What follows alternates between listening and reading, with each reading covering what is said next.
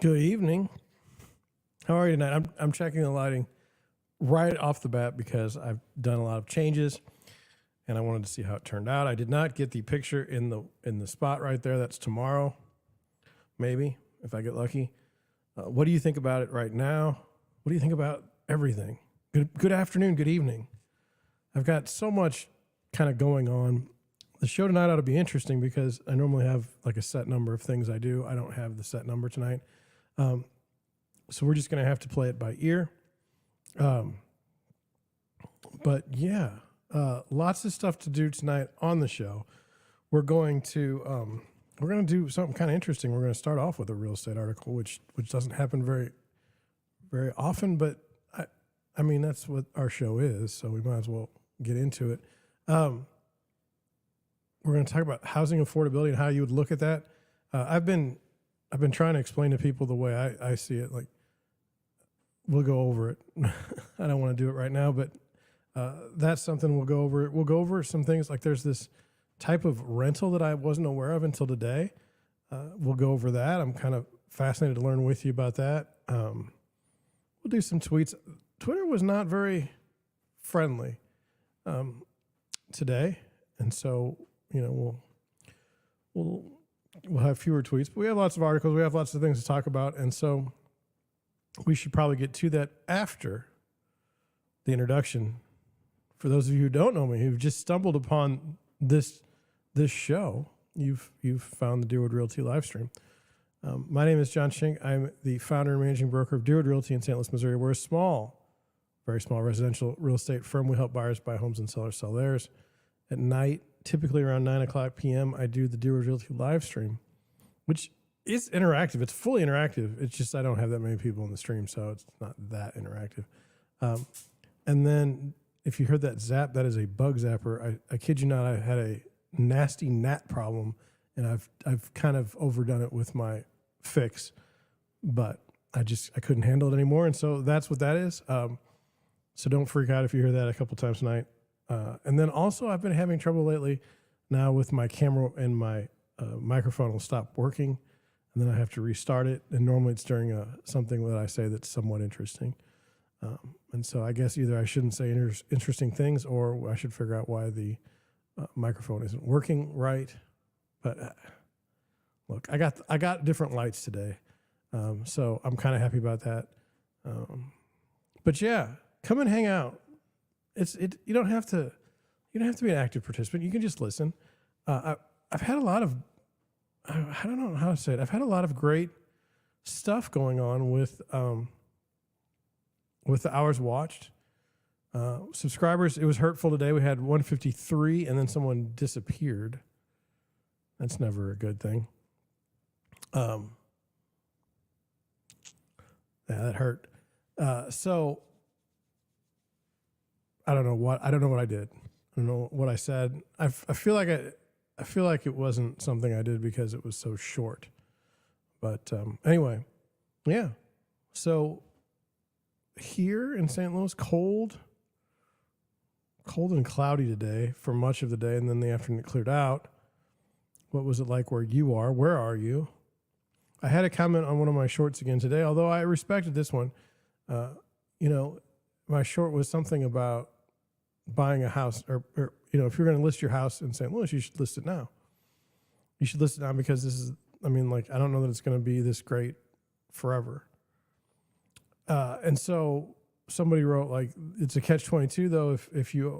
If someone's not willing to overpay for the house, then you're not in good shape. And I was like, I don't really understand that, but I appreciate the comment. So I will just comment anyway. I never know what to do with comments. I don't, as you probably can tell, I don't typically, I'm not able to put a bunch of things in a concise way. Like my Twitter account is not great. I mean, if you've seen it, I don't say that much. I don't say that much like in a small space. I can't get it, and I don't have a snappy retort either. I hate to say it. I think people have gifts though, and I think some people's gifts are being able to write content that's engaging in very, very small spaces. And that's, how they're successful on Twitter. I think I screwed up because on one of the tweets I was going to read tonight, we were going to talk about social media and realtors, but I forgot. I think I forgot. I think I was doing 17 other things and I didn't get to it, so I apologize for that. And let's see. I think what I would say 5 minutes in is, and this will go for the rest of the show. I don't really have a problem with this. I don't like I look at our show as escapism, okay, in a weird way. I mean, if you have a 9 to 5 and you're talking about real estate, like at night, or you listen to somebody that talks about it, then that's got to be escapism for you too. I typically stay away from like real heavy breaking news. And the reason why I think is just because the way I grew up is we only had like 5 TV channels. So if something serious happened in the United States, it would be broadcast on every single channel, and it'd also be broadcast on the radio. And so you'd be stuck listening to these terrible things that happen. Not to minimize what happens that's negative, but I just don't need it. Like, I don't want to pile on. I want to escape the evil of life.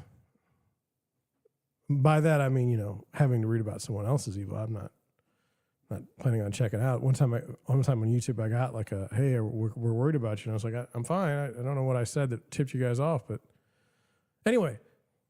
So you're not going to hear my take on things that are super in the news, because I think everybody has a take, and I just don't.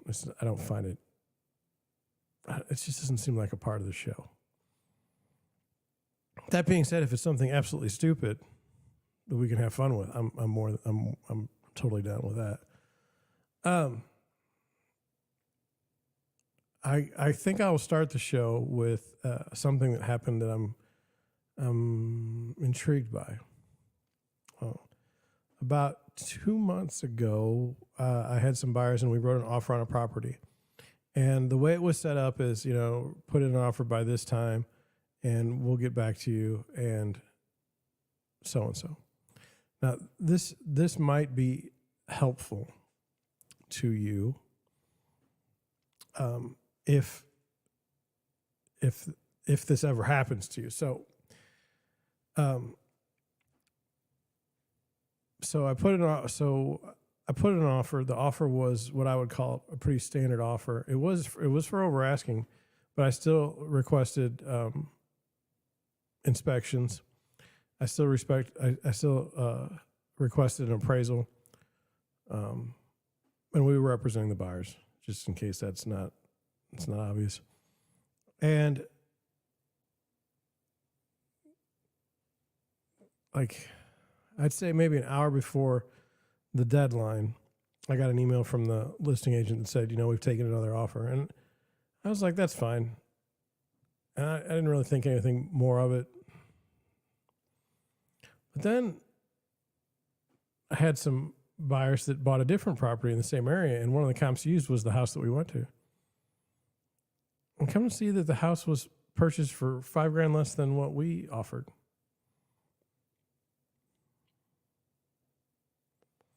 What was in my offer that would make one think that we were not able to close on it?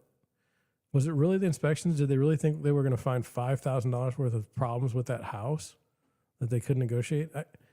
I say that because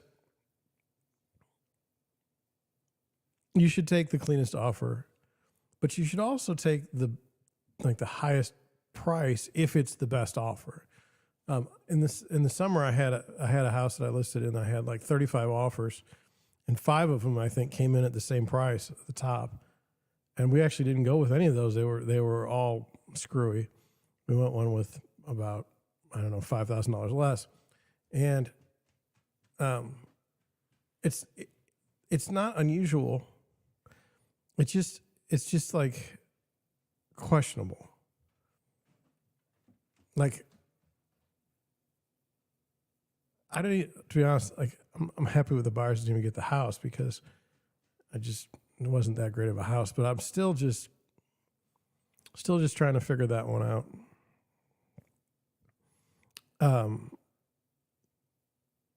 I've always said this, and I don't think a lot of people believe me, but like for some reason, I've always just felt like if you,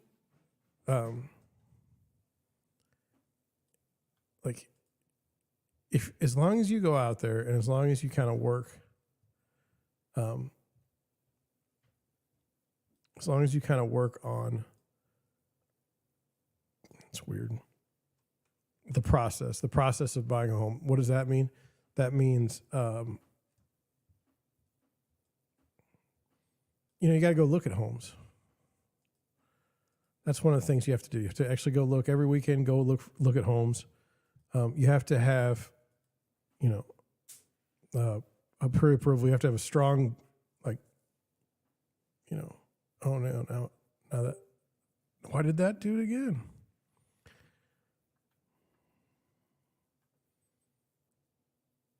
I think I figured it out. I'm going to, you stay here and laugh at my bad interneting.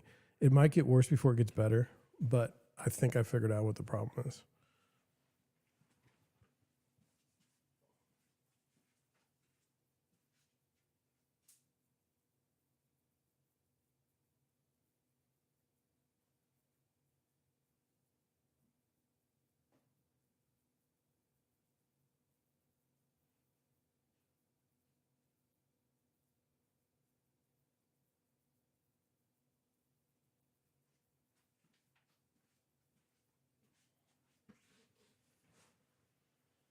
All right. I think it's the microphone because or I think it's the camera because that's what seems to get screwed up.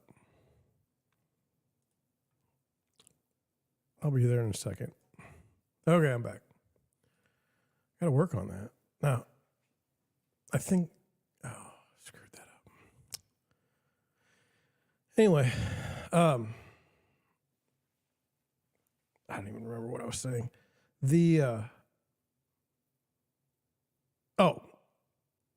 I just feel like at the end of the day, people get the house that they should have in a weird sort of way. Like, let's go over it a couple ways. One, let's just say you're an awful person, like you're a buyer, and you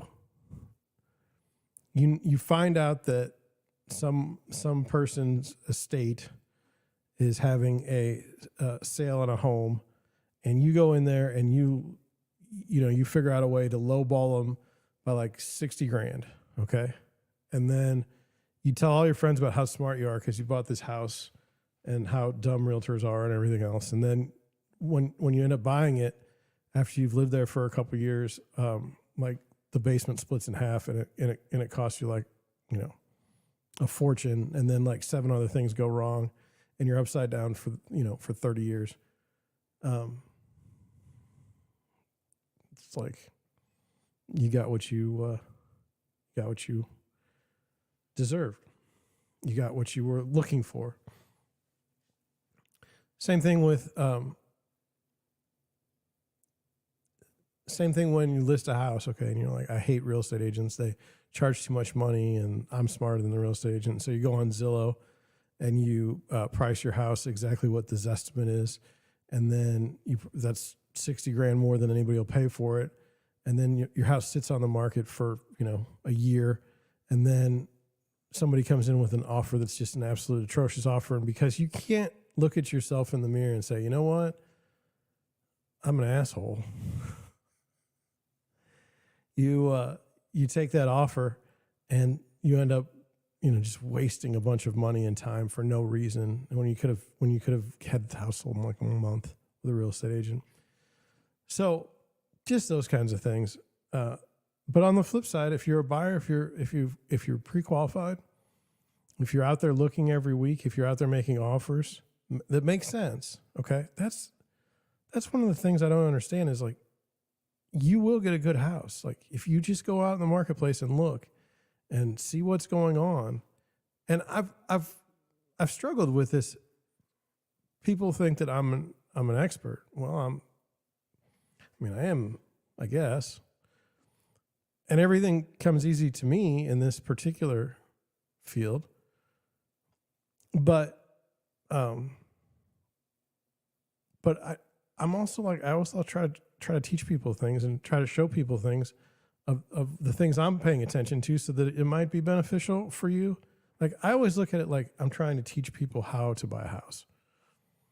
And you say, well, if they wanted to be taught, they don't need a real estate agent. Well, that's not true. It's kind of like a collaboration. Everyone's looking at the house and trying to figure out, is this the right home for us? A lot of buyers come into this with the idea that like, okay, I want a 3-bedroom, 2-bath, 1,600 square feet in such and such location with hardwood floors and granite countertops, and it's going to cost me this amount of money. And then when they go look and they see what their money can actually buy them, they're like, this is terrible. You just get depressed. So like all that is you work through it to get a deal done. And I don't know. Even though we didn't get the one house, I just feel like it wasn't meant to be. And I feel like the house that they ended up getting or they're going to get is a better home all around. I just feel like they're going to be comfortable there. And so anyway, I guess my point is look, when people are looking for something, they normally get it. Don't be, don't be too worried. So that being said, let's get into our first article of the evening. I'm going to switch things around just for a second. Okay. Then I'm going to go here. I saw this. Actually, I had a friend send this to me. By the way, you're all my friends if you're my subscribers. So you feel free to send me something and we'll talk about it on the show because, it's hard to find content sometimes to talk about. So this was great. It saved me some time. All right. It says the headline, buying a house is just getting harder. Blame homeowners who refuse to move. Now, why is it the homeowners' fault that the government gave them 2% interest rates for, 2 years?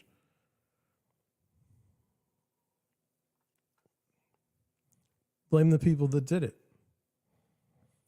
Here's the bullet points. I'm not going to do that because we should be seeing it in the article. It says mortgage rates have been declining, but that won't make buying a home any easier this spring.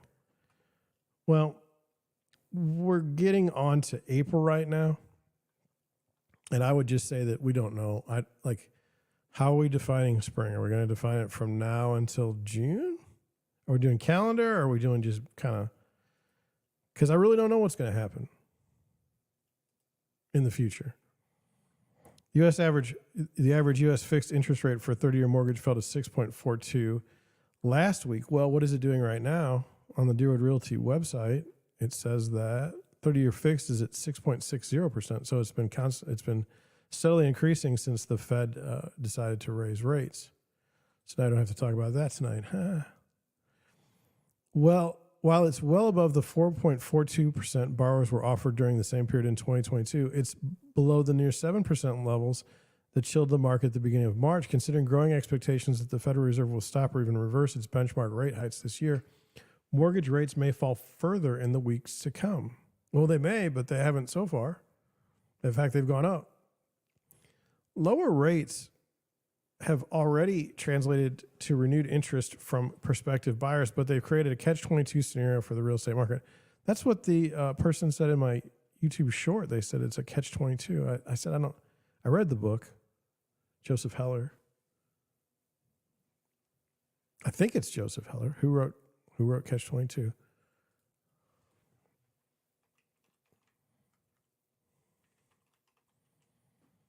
I was right. So anyway, I read that. So I don't know if they're using Catch-22 correctly. But anyway, The crux of the issue is that there's still not enough homes available for sale. Owners happy with their homes and low locked-in mortgage rates aren't moving much.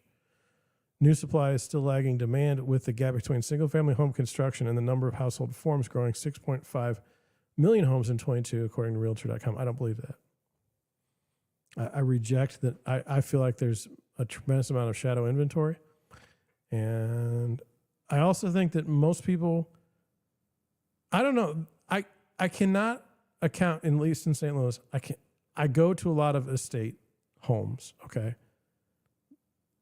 But I also go to homes that I can't believe people are moving up, because it would be way more expensive than what they currently have. I mean, that doesn't make any sense. So I'm not 100% with this article, but let's continue. With inventory so thin, the few homes that are on the market are selling quickly. The cocktail of heightened demand and limited supply means that home buying could become more competitive this spring. Because there's so little to choose from, home buying speed is picking up even while rates stay high and demand remains low compared with last year. Dana Anderson, a data analyst with Redfin, wrote in a March housing report, nearly half of homes that went under contract had an accepted offer within 2 weeks of hitting the market, the highest share since June. You know, you say that statistic, okay? But even before the pandemic, we would see multiple offers on homes. It would be like 2 or 3. I mean, as long as I've been in the business. Remember, I only started my brokerage in 2015. So, anyway, take a tiny one-bedroom cottage in the middle of Connecticut, which attracted 300 people to an open house in March precisely because the options for sale in the area were so paltry. I will say this, on the lower priced homes, I feel like those people really get screwed, because say a house goes to market for like $150,000, and if it's in like a decent area, I mean, that house is going to go for like $225 or something. So the people that keep thinking they're going to buy a house for $150 or can only spend $150 really get their hopes dashed. Megan Hicks, an agent with Austin, Texas-based Next Gen Real Estate Properties, told Insider that while competition has yet to return to levels in 2020 and 2021, home buyers are nonetheless facing difficulties. There's not as many bidding wars as there were, but there's still competition because the supply is low. The problem with this article is that it's more of a national article. So I'm just saying, like, so in St. Louis, it's not that way. We're still seeing multiple offers. We're still seeing a very robust housing market for sellers. Can't speak to Austin. Despite an increase in February, the city only had 2.6 months of housing supply by month's end, according to the Austin Board of Realtors. That's well below the 5 to 6 months of supply that experts consider healthy for a housing market. I haven't seen 5 to 6% or 5 to 6 months of housing supply in years, 5 or 6 years. More competition or demand for a smaller number of homes or supply usually keeps price high. Home prices in Austin, however, actually dropped 12.2% year over year in February. It's a sign that in hot pandemic housing markets where prices skyrocketed the most since the summer of 2020, buyers may see prices fall, though they'll still hover well above pre-pandemic levels. It's partly an American problem. In other countries where many buyers have mortgages with terms shorter than 30 years, home prices are falling at a faster rate. Well, doesn't that create its own problems? I mean, we've talked about the Canadian real estate market. It says because finding a home in the U.S. is as hard as ever, Hicks suggested that buyers have all their ducks in a row in order to compete for a home this spring. You do need to have your pre-approval ready. You also need to have a solid idea of what you need in a house, and when it shows up in the market, you need to be quick to move on it. I would add that you need to have some idea of pricing. Let's see what I've screwed up on this one. Oh, I didn't like that. I should have done it like this. We've been doing this lately. I just didn't get my own memo. I don't know if I like the blue and purple off the side of my head, off of my bald head, or not. I don't exactly know what's doing that. I can't figure out if it's if it's bouncing off the back wall. I'll look into it. Yeah, so very fascinating to me that you'd blame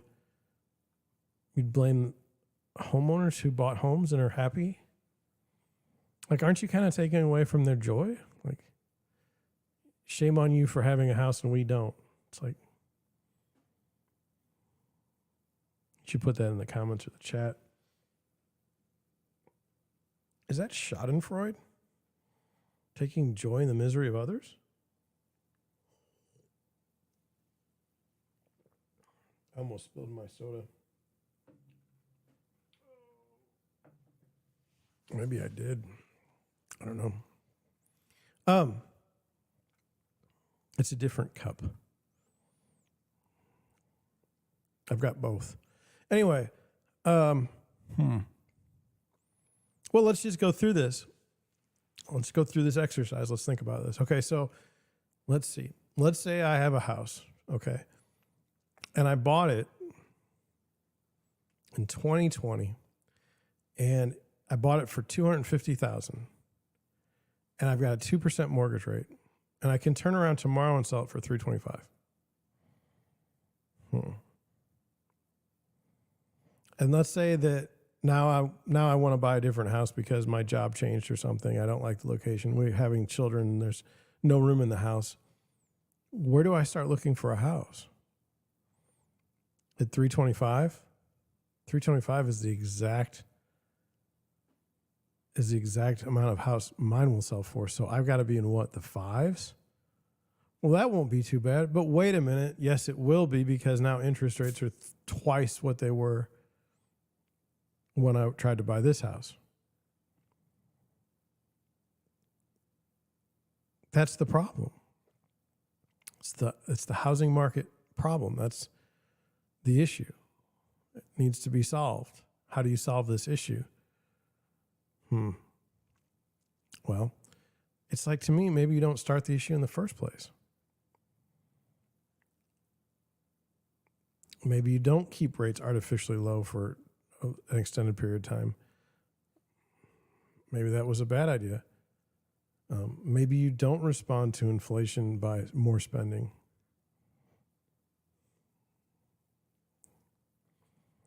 I mean, I'm just a realtor from St. Louis, Missouri. I'm not part of the Federal Reserve. I don't have my PhD in economics. I'm not a presidential candidate. But my gosh, did they really not know what was going to happen with their policies? And then I've seen a lot of times online, not to be a conspiracy theorist, but if it's impossible that they couldn't have known. So this is a high level of incompetence that they did know, or malice, that they did know what would happen. And maybe hubris took over and decided that, helped them to make decisions that were, they thought they'd be able to get through it. I'll never forget, inflation is transitory. That was Janet Yellen. The idea that inflation is transitory was just stupid at the time. She knows better. She gets paid 6 figures to go speak at a university. I mean, come on. Come on. Let's go into some tweets. Now, I don't know how the show's going to go tonight. I'm not saying that to freak you out. I'm just saying that because I really don't know. It's going to be quite real estate related. So here we go. Charlie Bolello. There's a video that says how to think about home price appreciation. Lucky for us, we don't have to watch the video. You've got me, and we've got a Twitter thread. Largest part of net worth. Home equity is the single largest component of the net worth of most Americans, and that's true across all age groups. Home equity. Says, 2, historical rates of home appreciation. Since 1891, U.S. home prices have increased 3.4% per year before inflation and 0.5% after inflation. That's an average since 1891. Do you trust the figures of 1891 and 1892? I'm just asking. Number 3, home prices and inflation, a close relationship. Over long periods of time, there's been a high correlation between changes in the overall inflation and changes in home prices, with the two variables generally moving in tandem. Number 4, the pre-2000 view of housing. Before 2000, we had never seen U.S. home prices outpace inflation by more than 33% on a cumulative basis. Few consider their primary residence to be an investment in a similar way to stocks or commercial real estate, and that is true. Honest to goodness, if you're a youngster, you probably don't believe that. But there was a time when people didn't believe their houses were rentals. Like they didn't believe they were investments. In fact, even more crazy, some people actually thought they should pay their house off. I know. Crazy. That's what people thought.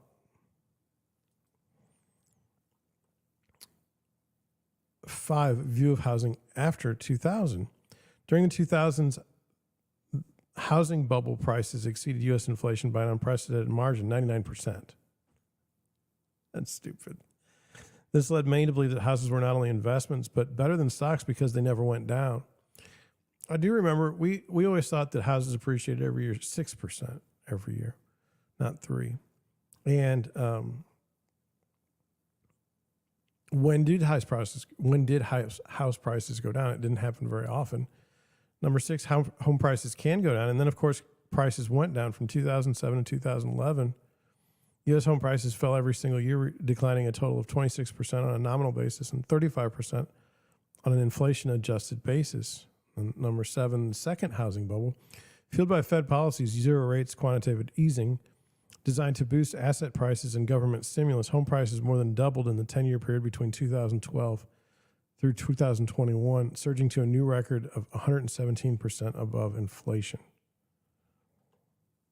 That's ridiculous. That just shows you that the Fed is irresponsible, and so are the politicians that are pushing the spending. The affordability collapse.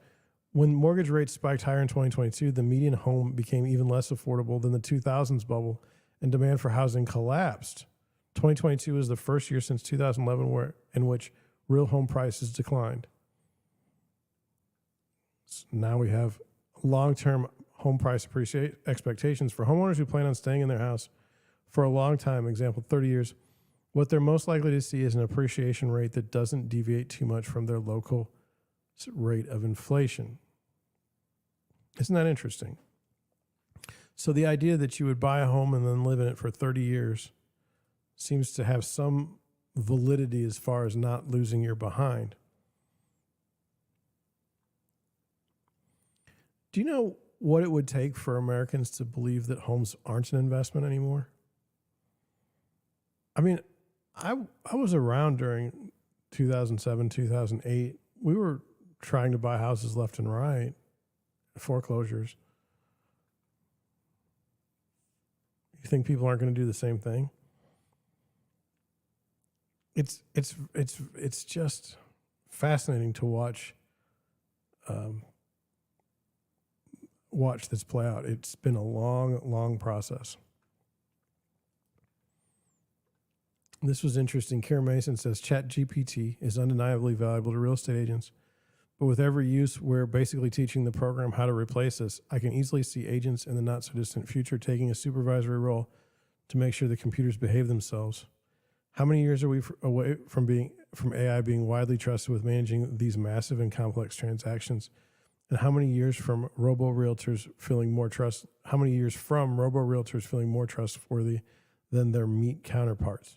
It's an interesting way to look at it. So we don't use Chat GPT. Well, we do use a language model. We do use AI language models at Deerwood Realty. And that's me and my assistant. So, yes. Now, I don't know. Like, what I would say is things never seem to play out the way they're supposed to. If you ever saw that Diet Coke commercial, they're like, where are the flying cars? Like, we were supposed to have flying cars by now. Where are the flying cars?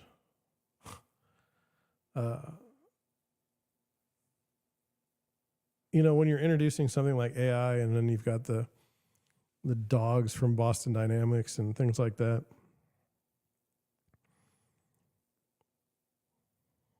I don't know. the idea that people will trust AI more than like a person next to them. I mean, it's a wild thing. I don't know that like right now when I see like the way they've programmed Chat GP3, I haven't seen 4 yet, but you know, it's a weird thing. I'm embracing it. I don't know what it's going to do for my business as far as like if it's going to take it out or help me or what it is. My main concern is always transactions. I need transactions to have commissions to pay my bills and pay myself. So if I can't get transactions, I'm toast. So it doesn't matter if it's AI or anything else that takes away transactions. Once that happens, I'm done. So, yeah. Thought it was interesting. Lance Lambert, he's from Fortune magazine. He said the pandemic housing boom saw U.S. home prices as measured by the seasonally adjusted Case-Shiller National Home Price Index spiked 41.2% between March 2020 and June 2022. The correction has reduced that national gain to plus 36.9%.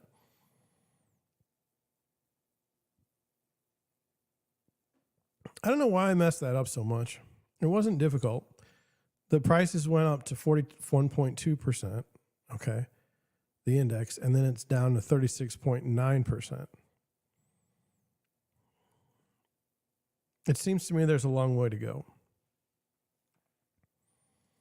Amy Nixon, she does really well on Twitter. Remember what we were talking about when I said, like, some people are better at short form content than I am? She's better at it.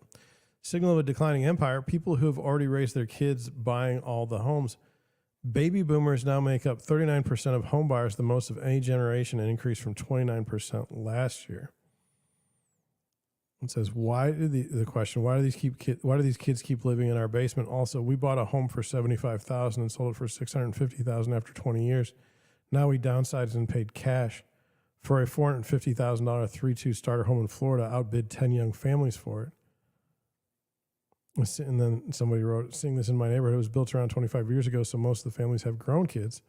3 folks cashed out in the last 18 months or so. All 3 houses went to folks 45 years old and older with no kids, or 55-year-olds plus with kids growing out of the home. And she says that it's happening in Dallas as well.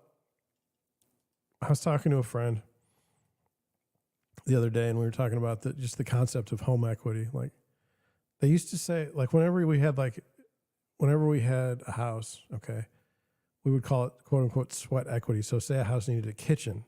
Well, if you did it yourself, you could gain some equity in a home, or maybe get something off the purchase price to do it, to do it yourself. And that whole world has changed. That you don't see that very often now. Unless it's like strictly an investor. They're the only people that want to put up with that garbage and take the risk, it seems. And then, so then you start seeing houses where they've not done anything, but they've added $100,000 to the asking price in like 3 years. And you say to yourself, what did you really do to earn that money? Now, there's two ways I look at it. One, well, congratulations to the sellers for timing the market perfectly, at least in theory. I mean, we don't know what they're buying. But then the other thing is how screwed up is it that people are buying houses that need all kinds of work at very expensive prices, and then they expect to be able to fix all these things within the home, and it's going to be worth more? Dicey proposition. Getting into the articles now. Let me just check the time. I don't want to get too. We're probably gonna end early tonight. Crazy.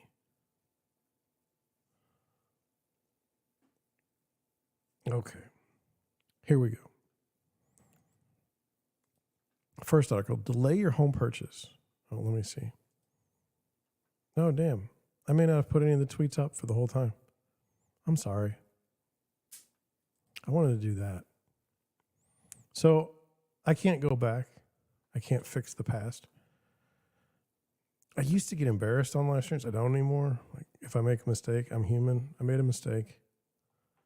We're going to continue with the show. Sorry. Delay your home purchase. Bob Schiller warns as price slide for the 7th straight month. Now, who is Bob Schiller?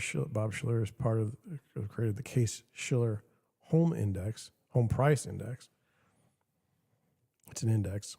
Tracks home prices in like 20 major cities. St. Louis, I don't know if St. Louis is even one of them anymore. Anyway, U.S. home prices, according to the S&P CoreLogic's Case-Shiller Index, fell for the 7th straight month, leaving the home price index up 2.55% year over year in January.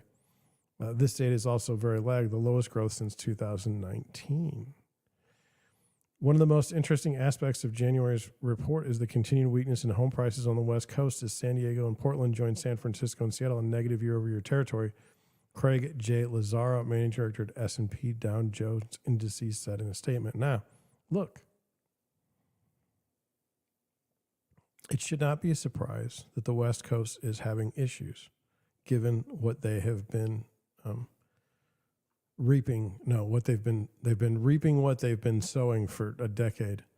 So I have no sympathy for them. And like you can see in St. Louis, like it's like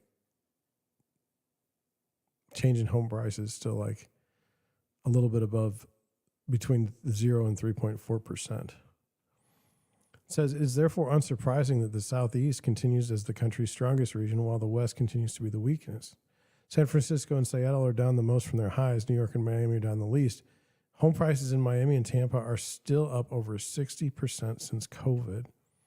Finally, the man behind the home price index, Yale economist Bob Schiller, told CNBC's Closing Bell Overtime Monday, home prices are very, very high by historical standards.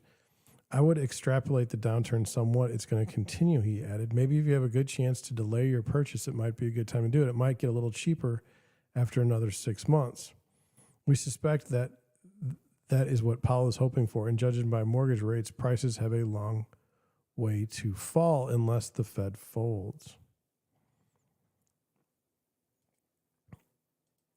You know, like in 1891, when they were tracking home prices, do you think the people were like, I wonder what the Fed's going to do, like at their next meeting?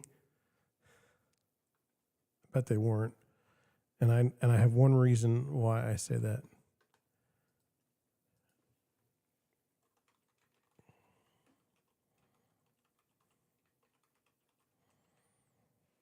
The Federal Reserve wasn't created until 1913.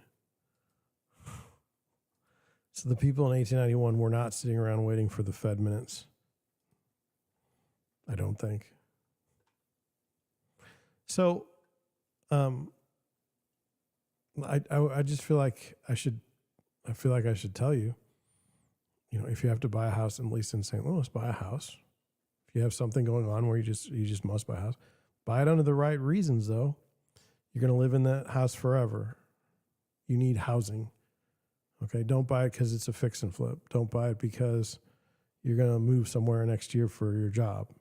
Not good reasons to buy a house. Okay, right now. And then also,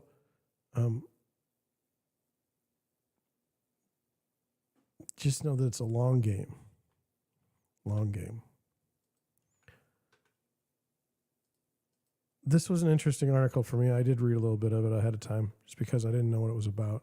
It says cash-strapped buyers are investing in second homes first. Here are 5 things to know before you try it. Now, let's try to get our head around this, okay?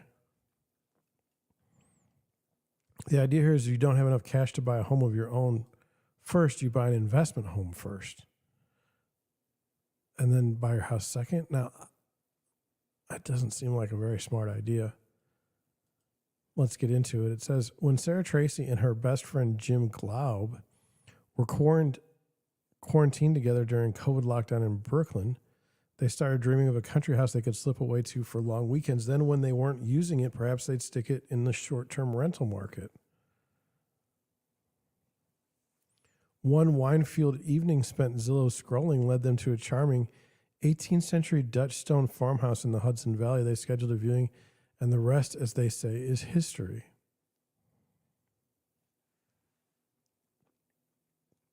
Tracy and Glauber, now the proud owners of what they've dubbed Black Walnut Farm, which they've completely rehabbed and remodeled. Tracy could have spent her down payment fund on a small studio apartment in New York City. Instead, she continues to rent in the city.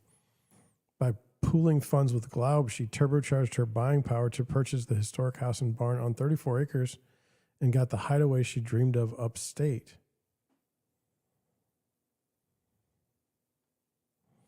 While this order of operations may seem unorthodox, buying a secondary home before a primary one is a move that many first-time millennials and Gen Z buyers are experimenting with in this unprecedented market.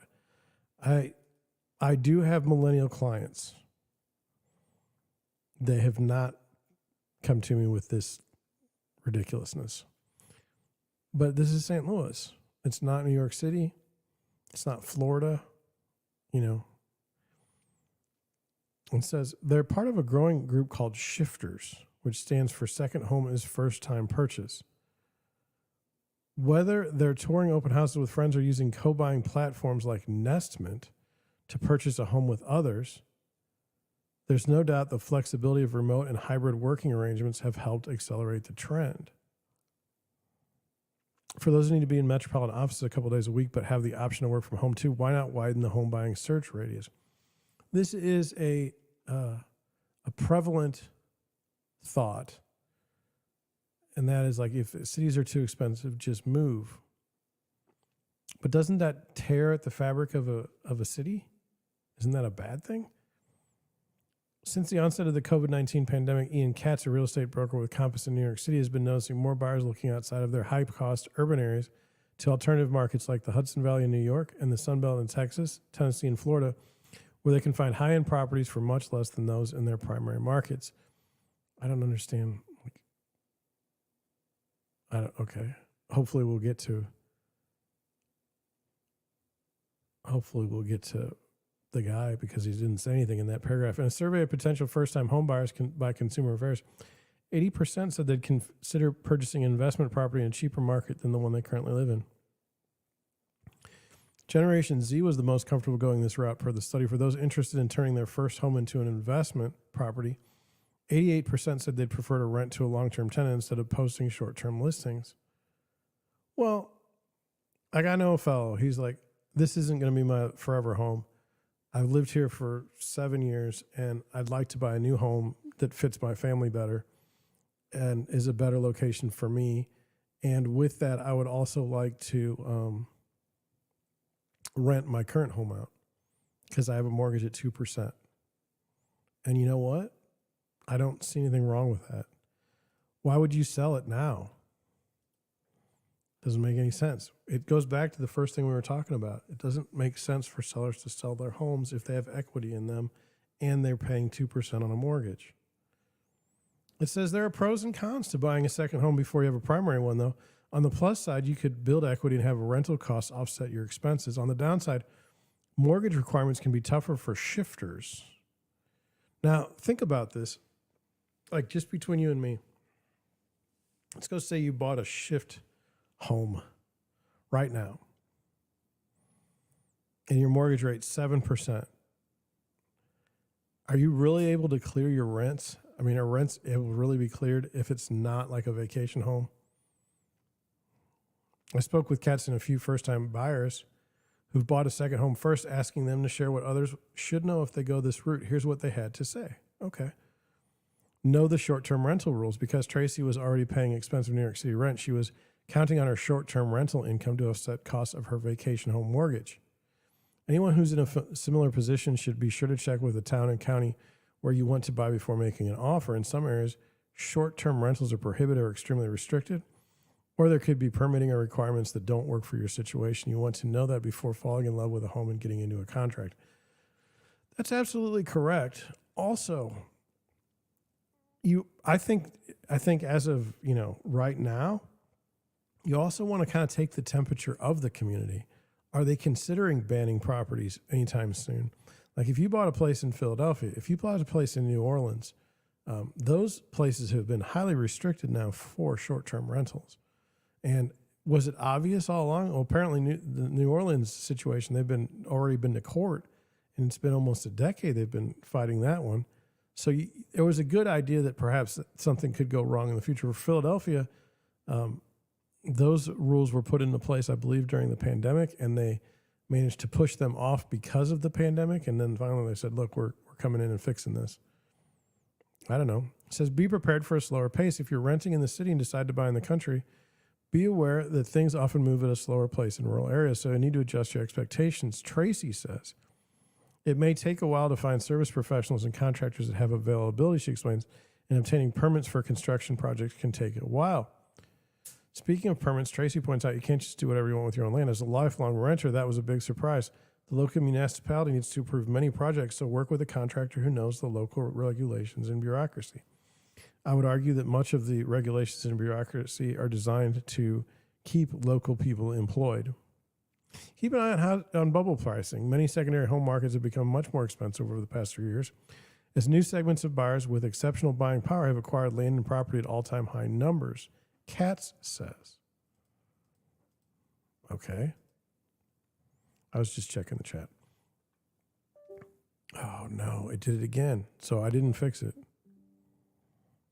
I do not know what's going on. I do need to fix that. It's getting worse.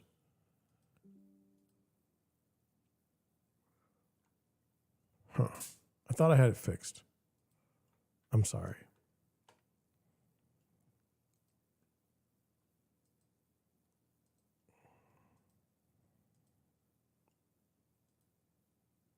And I know something's screwing up because my hard drives are both shutting down too. And the microphone. All right, let's continue. While there are good foundational second home markets like those in South Florida and Texas where the fundamentals of low taxes and corporate relocation should create a resilient, high-performing market in the future, there are many which haven't seen as much permanent relocation or are more susceptible to price inflation as we retreat to pre-COVID living. Bubble pricing, BTW, by the way, happens when the price of housing rises quickly because of factors like high demand and low inventory, which pretty much define the era of pandemic home buying. Now interest rates are higher, and there are signs that the real estate market is cooling down, thus shrinking or eventually even popping the bubble. Now look,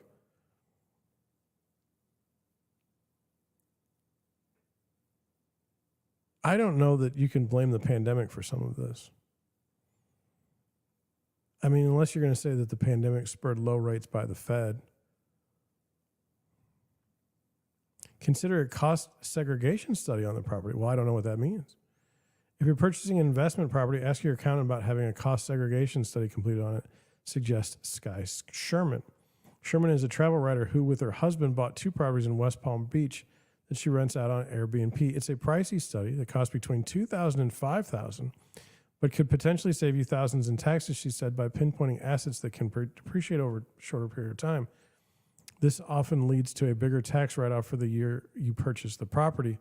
Sherman says she and her husband are looking to buy a primary residence in the next year or two. The couple took a page from entrepreneur and author Grant Cardone and purchased something that pays for what they want rather than going straight to purchases what they wanted, i.e. a primary home.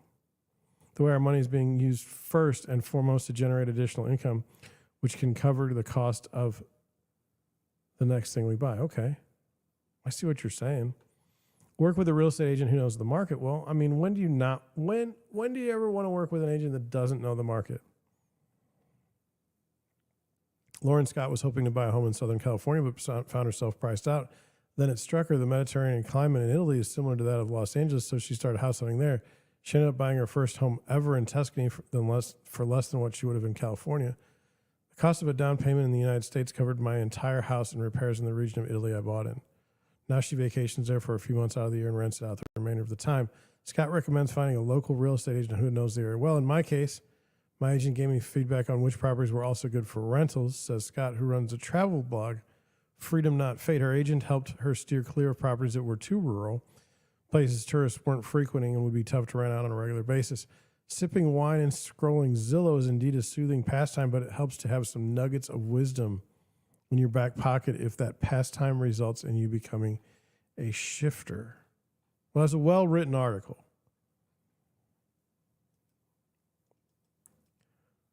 What do you think about shifters? Have you ever heard about a shifter? I've not. This is the first I've heard of a shifter. Last question. I thought this was look for me. Many of you know that I want to buy a farm in southern Missouri. You may say, well, that's stupid, John. Why would you want to? If you had enough money, why would you buy a farm? And because it's rural, and I could get away from all kinds of BS. At least that's the dream. And we're not talking like 10 acres. No. We got to be over 100 and maybe 200. I mean, I'm just saying, I don't need this. I don't need this county life or city life. But anyway, it's a long way from happening. So if you want to sell your house tomorrow, you should give me a call. I'll still be around. But anyway, one of the things I found out in my long time studies of the real estate game, it led me to a USDA loan. A USDA loan, you don't have to pay anything. You have to pay anything, no money down. You just got to be in a rural area. Well, my God, what a great idea. What a godsend for someone like myself. I don't know how it's going to work, but here's some questions. Hopefully it answers some of them. It says, here's a question. Do USDA home loans allow for swimming pools, fixer-uppers, or even barns? The new rules explain. I didn't know there were new rules. Homebuyers daunted by the idea of amassing a huge down payment for a mortgage might be surprised and relieved to know that not all homes set such a high bar. If you're shopping in rural areas outside of cities, a USDA loan can help you buy a home with zero down and lower than average interest rates too. USDA loans are offered by the United States Department of Agriculture in an effort to help lower income homebuyers afford a house. While these loans come with many cash saving benefits, the catch is that they also come with more rules than a typical home loan. The biggest restriction for USDA loans is that the home must be in certain more remote areas and be modest in size. No mansions allowed. Look, they're not saying anything about the land.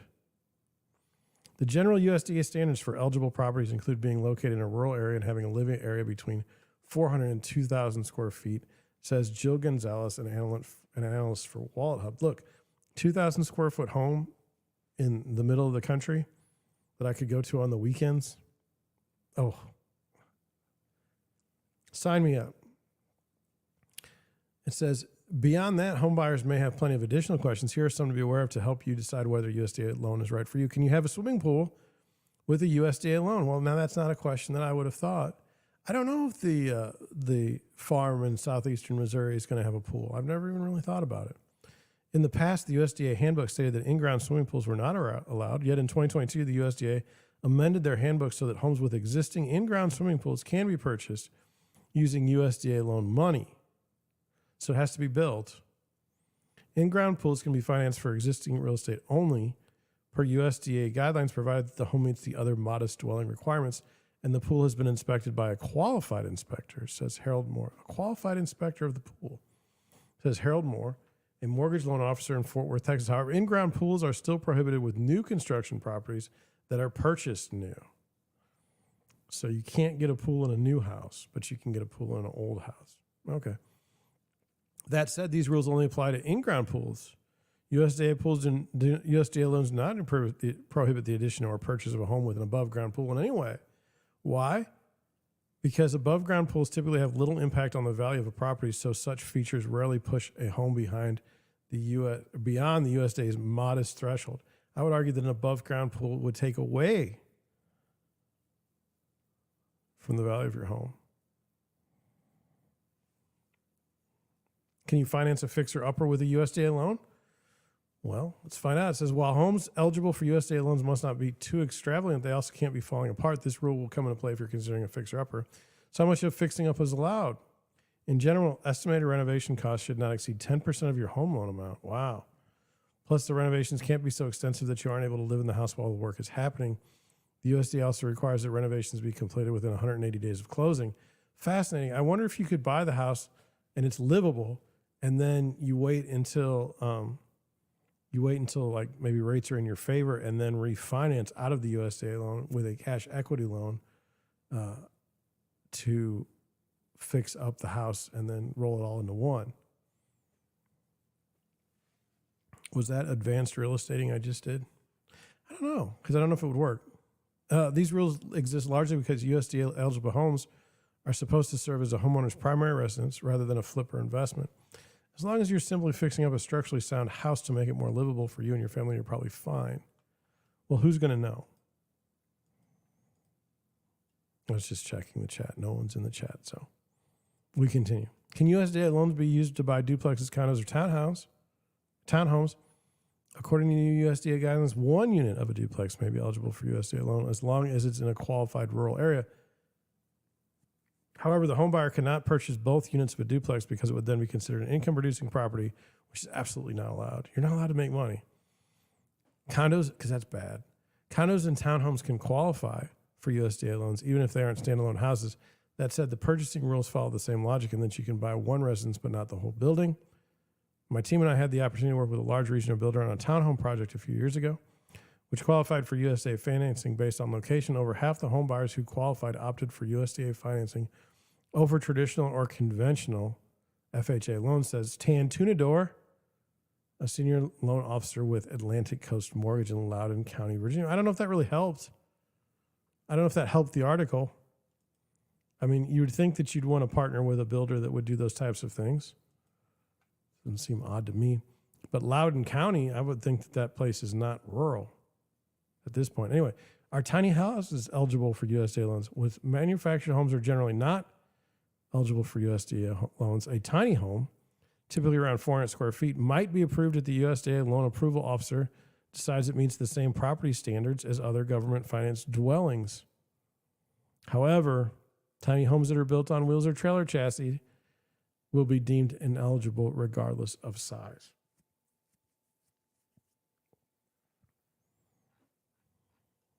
Well, I mean, that did answer a lot of questions.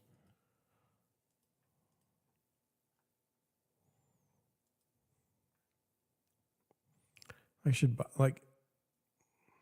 buy a huge piece of land and put a tiny house with a basement in it that's like the basement's the size of the first floor. So like a 400 square foot house turns into an 800 square foot house. And then I've got everything I need. Did you ever heard the Beatles, The Fool on the Hill?